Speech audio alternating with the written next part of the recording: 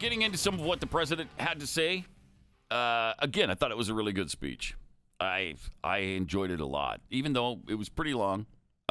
He went through a lot of stuff. He went through a lot of accomplishments, talked about a lot of his agenda for the next term. Took down Joe Biden. Hard. Really hard. And so they're going to be screaming about that. And he just trolled the media, I think, for about 70 minutes. He sure did. He just threw in stuff to piss him off every once in a while. About every 30 or 40 seconds, yeah, here's something for you to gnaw on, media. Go ahead. Especially when he went into that. Those are the times that I think he even did it more when he went into rally mode. Yeah. It was just like, all right, I'm going to set him off here for a little. Yeah, let me throw you another bone over there. Go chase that one. I know you hate this. But I'll bring it back. So here he is talking about America being the torch. We understand that America is not a land cloaked in darkness. America is the torch that enlightens the entire world. Great line.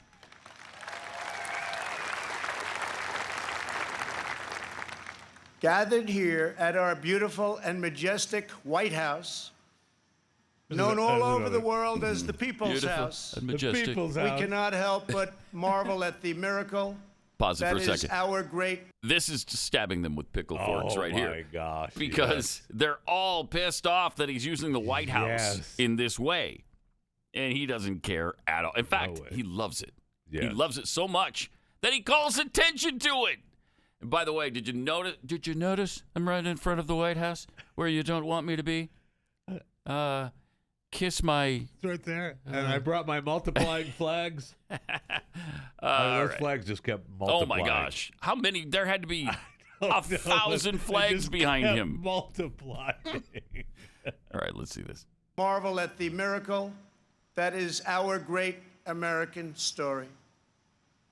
This has been the home of larger-than-life figures like Teddy Roosevelt and Andrew Jackson, who rallied Americans to bold visions of a bigger and brighter future. Boy, oh golly. Pause Within it for a these second. walls lived For some reason, he's a big Andrew Jackson fan. I know. I don't get that. I don't know why, but he seems to be a big Andrew Jackson fan. And then Roosevelt, the original American progressive in the White House, at least. I don't know. It's just maybe chose the wrong presidents to highlight here. But he's a New Yorker, right? Yeah. That's why. Yeah. All right. Within these walls lived tenacious generals like President Grant and Eisenhower, who led our soldiers in the Eisenhower cause got of a freedom. couple of strong mentions. Yeah, he did. From these grounds, Coming back. Thomas Jefferson He had a good week. sent Lewis and Clark on a daring expedition to cross a wild and uncharted continent. In the depths of a bloody civil war, President Abraham Lincoln looked out these very windows upon a half-completed Washington Monument and asked God, in his providence, to save our nation. 2 weeks after Pearl Harbor, Franklin Delano Roosevelt welcomed Winston Churchill, and just inside, they set our people on a course to victory in the Second World War. In recent months, our nation and the entire planet has been struck by a new and powerful, invisible enemy. Like those brave Americans before us, we are meeting this challenge. We are delivering life-saving therapies and will produce a vaccine before the end of the year, or maybe even sooner. There's another troll right there. Yeah. Too. Yep. They are all about hating him for that. How dare you say there's going to be We a will vaccine? defeat the virus, end the pandemic, and emerge stronger than ever before.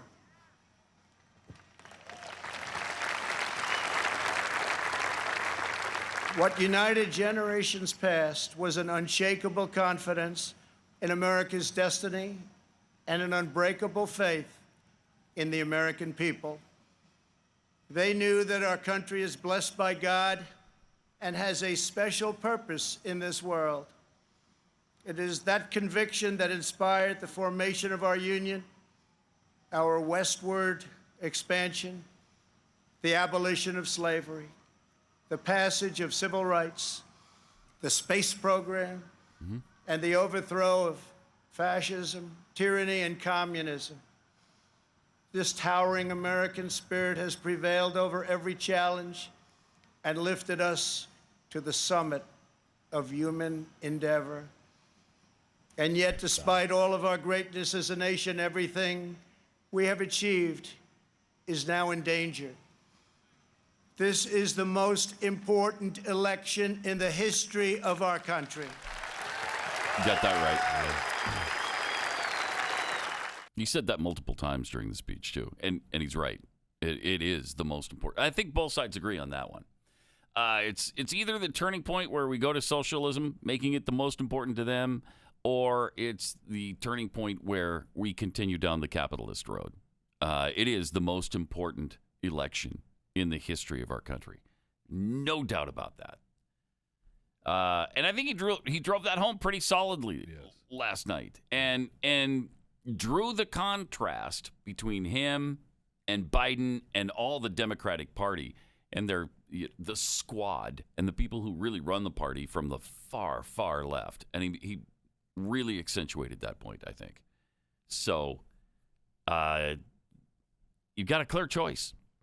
There is a clear choice. We continue to be America, or we turn into something else now. What's it going to be?